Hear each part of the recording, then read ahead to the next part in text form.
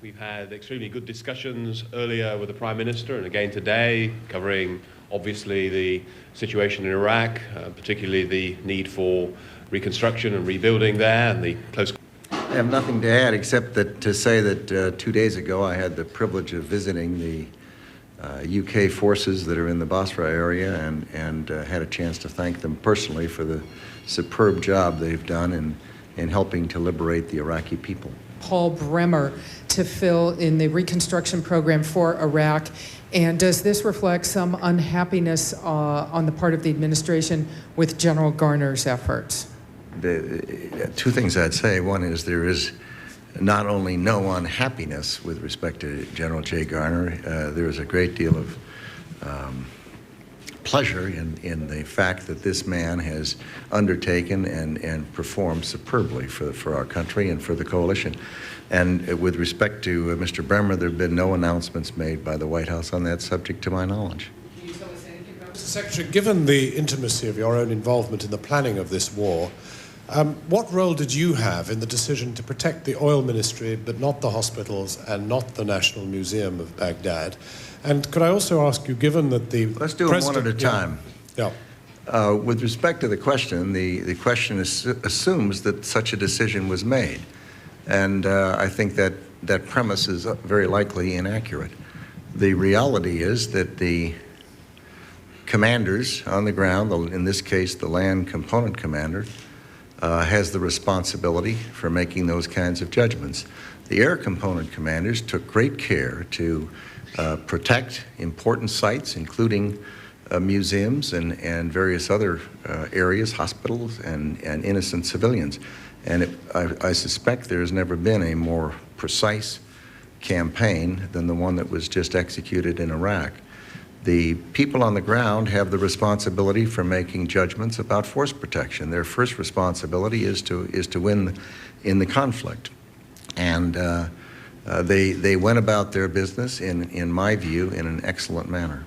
Mr. Secretary, I mean, it does seem curious then that the oil ministry was so successfully protected and the hospitals so unsuccessfully. But the main other question I wanted to ask you was about the President's declaration that combat is over.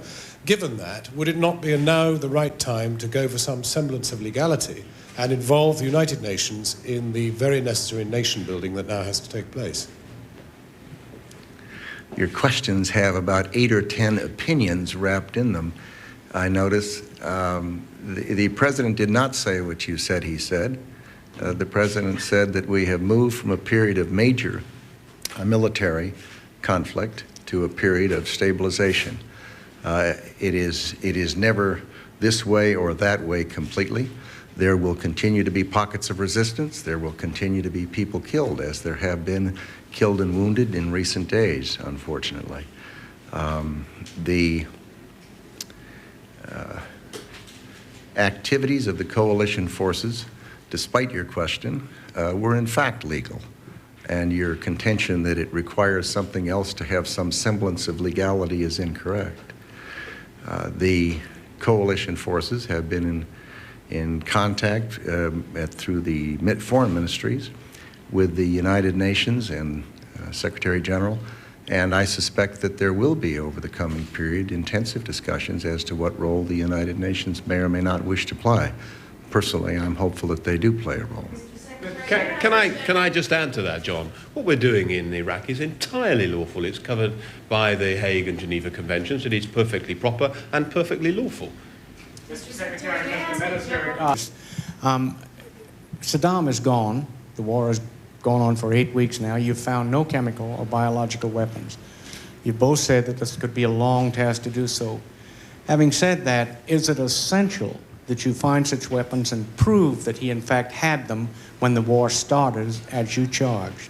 We've always made clear that the effort to locate and precisely identify weapons of mass destruction would take some time.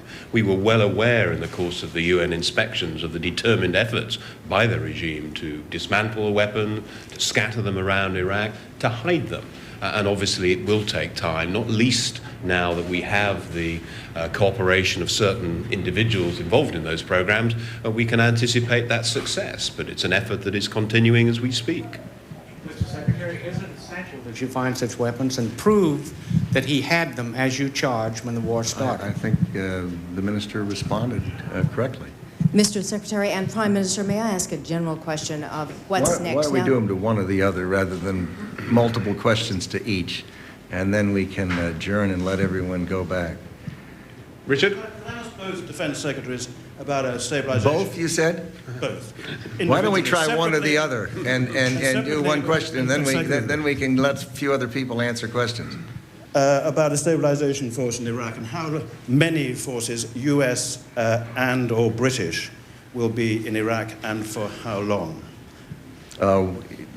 I can respond for the United States portion. We don't know. Indeed, it's not knowable. What we do know is we'll have as many forces in the country as is necessary to see that it is a sufficiently secure and permissive environment so that the humanitarian and reconstruction work can go forward, and so that the Iraqi people can fashion some sort of an interim governmental authority and then ultimately a final authority. The numbers that it will require would depend on so many variables that have yet to be determined. In terms of the number of U.S. forces, that one other variable is how many other countries will be coming in to participate. And certainly we hope that it's a very broad coalition. There were some 65 nations involved in the Operation Iraqi Freedom. Minister Hoon had a meeting this week where, I don't know how many came. 16. 16 countries came and discussed what role they might play. Other meetings of that type are going to be held. And of course, the larger number of countries that participate, the fewer number of forces from the United States will be necessary. Mr. Minister, what are your thoughts on the fate of Saddam Hussein? Well, we are continuing to look for all of those who were engaged in what we judge to be criminal activities on behalf of the regime. Determined efforts are being made right across Iraq to bring them to account, and those efforts will go on until we locate each and every one of them. Do you believe Saddam Hussein is alive? I do not know, but certainly we will continue our investigations to either prove that he's dead or that he can be brought to account. I tell you what I'm going to do, folks. I'll take one more question, and then I'm going to pack up this group and head back to the United States after being gone for a week. Wait a minute. Wait a minute. We'll make it two more questions. You and the lady in front of you. Your military combat activity is However you over. want to phrase it. Well, that's how we did phrase it. That's how the president phrased it also. Absolutely.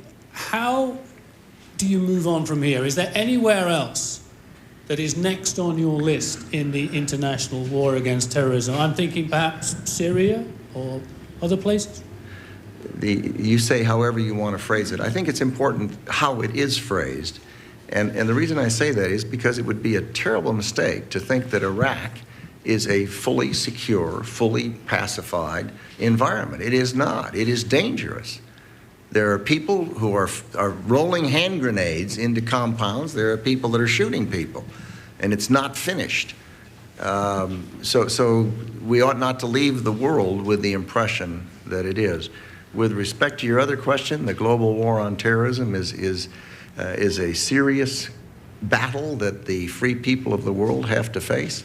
And there are no question but that there are terrorist networks. And I must say, I feel that I've forgotten how many countries it is now that are participating in the global war on terrorism, but the sharing of intelligence and the pressure that has been put on terrorist networks has been increasingly successful. That does not mean there won't be additional terrorist attacks. I'm afraid that the reality is there could very well be. But the number of Al-Qaeda terrorist planners, for example, that have been scooped up in recent months is growing, and it's making it more difficult. They're having more difficulty raising money. They're having more difficulty moving between countries. They're having more difficulty attracting and retaining terrorists. So I think that the task for free people is to keep working the problem, and that clearly is what's in front of us. Well, we have to continue our efforts to rebuild both countries. They both have to be restored as cooperative members of the international community.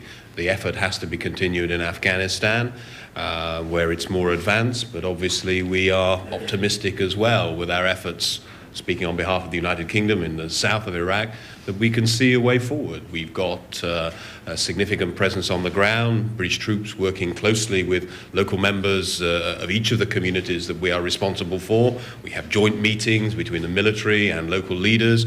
They are saying what kind of changes, what kind of improvements in their physical infrastructure they want to see, and we're engaged on delivering that. There's great progress there, and from what I saw when I was in Qasr and Basra, we are right to be optimistic about the way forward. Mr. Secretary, and also But I had two final questions. We really do have to.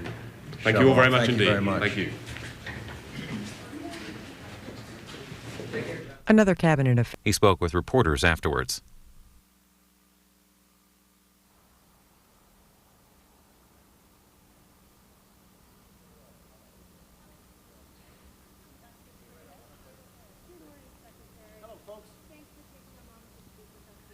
You bet. I was hoping you could tell us a little bit about North Korea. There's been reports that they have. It is a dictatorship and a closed system, and therefore we have to face the reality that it's hard to know what's actually going on in there, because there's so few people who move in and out freely, and we don't have a free press there. There's not the opportunity to know with what ground truth is. So all I can say is that the intelligence communities of the world have tended to believe that North Korea may have a few, small number, single digit, 1, 2, 3 nuclear weapons, may have. And that if they reprocess, they could probably have 4, 5, or 6 more in a relatively short nuclear material sufficient for 3, 4 additional weapons. I haven't seen the report you're referring to, but if someone's saying they have hundreds, I've never seen anything that would suggest that. No, I didn't say that. I'm glad you asked. What is the situation? We haven't found him. We have no hard evidence that he is alive or dead. We just don't know. If he's alive, he's hiding someplace. He clearly is not in charge of Iraq, that's for sure.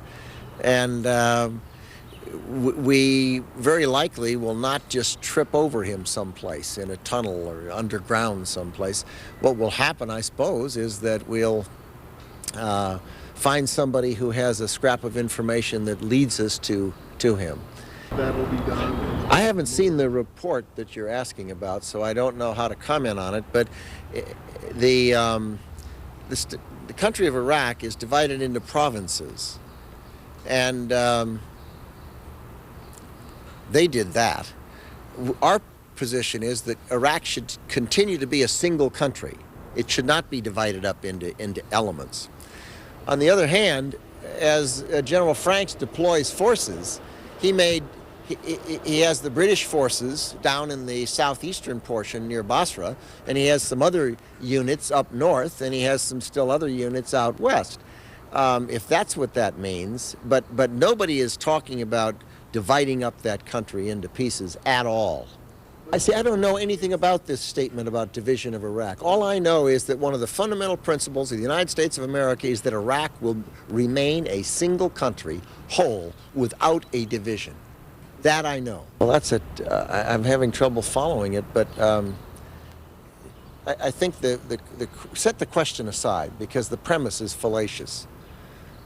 The Iraqi people will figure out what the government of Iraq will be.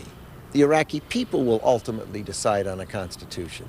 The Iraqi people will be the ones to decide what the form of that government might be. There will be an interim, meaning temporary, short-lived authority of some kind.